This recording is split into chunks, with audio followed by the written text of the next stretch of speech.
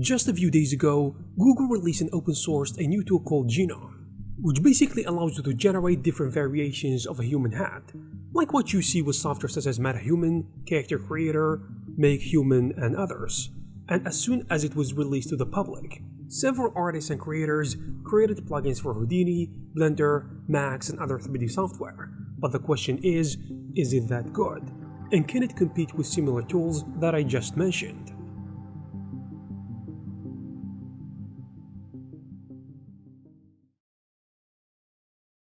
This open source tool from Google didn't appear overnight.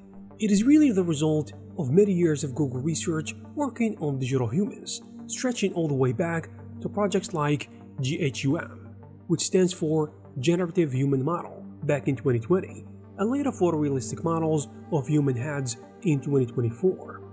You see, those earlier projects focused on reconstructing realistic 3D humans in addition to heads from scanned data, intended to be used for AR, VR, and animation, but they were mostly research prototypes, and over time, Google's researchers realized they needed something much more complete, which is a unified, modular framework that could represent every part of the human body with production quality accuracy, at the same time remaining easy for AI systems and developers to use. And this vision eventually became Genome, which stands for Generative Anthropomorphic Model. Rather than being a simple model, Google says it is kind of an ecosystem for parametric human models and precision stacks. If you think about it, the goal here is kind of ambitious, which is to create one of the most complete statistical representations of the human body available, along with the tools needed to estimate, reconstruct, animate, and analyze humans from images, videos, or motion capture. And unlike AI mesh generators that create random geometry every time, Genome relies on carefully learned models built from thousands of real-world 3D scans, which, as you can imagine, gives you anatomically consistent and animation-ready results. And what makes Genome stand out is that it isn't really trying to compete with these 3D software, I mean not directly. You can see it just as a foundation model for digital humans, I mean a building block that you can integrate into your own 3D software, rather than a polished artist tool. That's why only a few hours after it was released, community developers had already produced Blender and Houdini integrations, in addition to 3ds Max, and many people expect it to become the open source equivalent of technology such as MetaHuman or Character Creator. And if Google follows through on its roadmap with full body, hand, and perception models, I think that Genome could become something that can power the next generation of digital human creation tools, which can provide a free and open source solution for the problems of creating human bodies. And by the way, Genome is based on the idea of a 3D morphable model, which is a technique that has been used in facial animation for over 2 decades. So instead of storing thousands of complete heads, the system stores a template mesh plus mathematical shape directions that describe how a face can change, and every new face is kind of created by blending those directions together. That's why it can morph faces so naturally.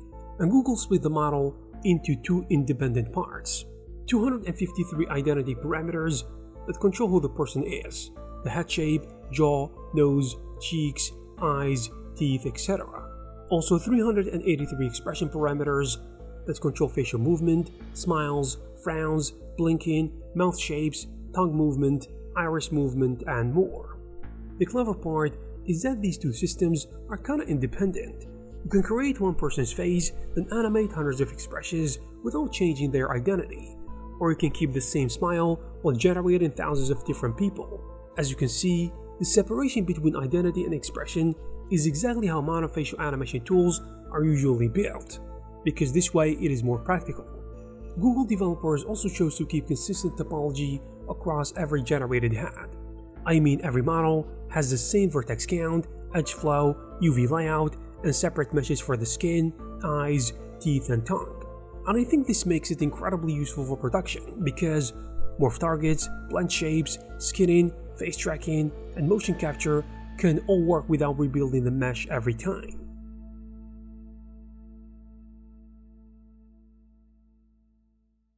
Now let's go ahead and jump straight into Blender and take a closer look at this incredible tool, and special thanks to this developer for making this add-on possible. The installation is actually simple. You basically drag and drop the zip file into Blender. Then from the M panel, you click on Install Dependencies. This step might take a few minutes. After it's done, you're good to go. As you can see, the UI is actually simple. There are 5 different menus. Let's start with the identity.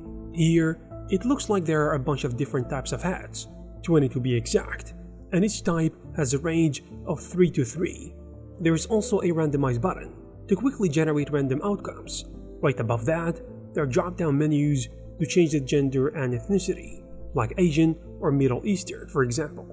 There is also a blend mode. This is useful if you want to blend 2 different ethnicities. As you can see here, I'm blending between Asian and Middle Eastern, hitting the randomize button to get different results. Now moving on to the expression menu. Here, you will notice that the UI is similar to the identity menu. You get a blend button, a randomize button, also 19 different sliders to control the face shape.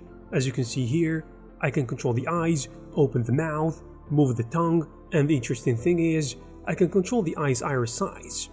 Because as you might know, the human iris size changes based on emotions. There's also a preset job menu that has a bunch of really interesting presets. Now of course, you can blend different expression presets together to get interesting results. Moving on, we got the pose menu. This one is quite straightforward. You basically get sliders to control different parts of the head transform, and when you are done with the head model, you can save it as a preset for later use, and you can also upload and share your presets easily. But one thing I wanted to check is topology. As you can see, the topology looks clean enough. Might need some manual fixing with the knife tool in some areas, but overall, it kinda looks great. And of course, the UVs are as clean as the topology. What's even more exciting is that this is only one small piece of Google's much larger parametric human modeling ecosystem, because right now we're looking at the head generation, but the technology is designed to be expanded much further. I mean, if Google continues to open source more of these tools, there is a very good chance we'll eventually get a complete parametric human generation system, including fully customizable bodies, hands, and perhaps even animation-ready characters. And this could completely change how artists create digital humans and making high-quality character generation faster and I would say more accessible than ever before.